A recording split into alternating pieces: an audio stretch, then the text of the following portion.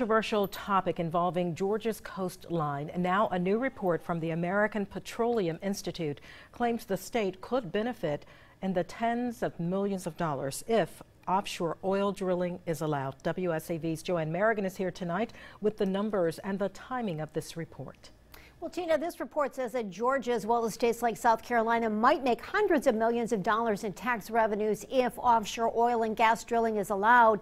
And it's being released just in time to try to get the attention of the Trump administration, which is expected to announce the location of new lease sales before the end of the year.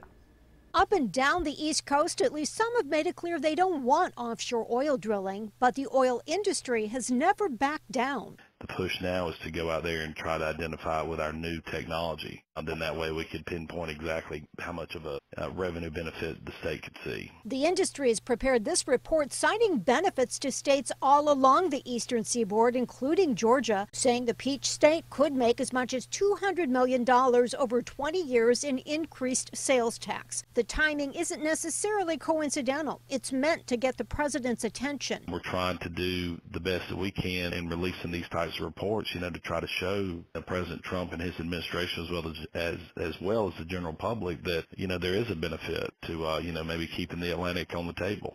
Last year, the Trump administration said it would consider putting states from Virginia all the way to Florida back on the list for leasing. We're waiting around to see, but at the same time, we're trying to be proactive and, build up as much support for it as we can. While the Georgia Petroleum Council says leasing means revenue and jobs, opponents have said there are tens of thousands more jobs that rely on a clean ocean environment, like fishing and tourism. If you allow that type of development on the East Coast, you really are transforming our landscape and our economies into a place that's very different from the Georgia coast that we know. Cities up and down the East Coast have passed resolutions against offshore drilling, but the industry may have just gotten the boost it needed from the administration. The first step in this whole process is trying to go out there and literally exploring to see what's off the coast. So yes, we're trying to build a coalition of folks that are interested in at least going out there to take a look. But it's that issue of taking a look that's controversial because the oil industry does seismic testing to do much of that exploration, and cities like Tybee a while back passed resolutions against using that off their shoreline because of concerns about hurting marine life.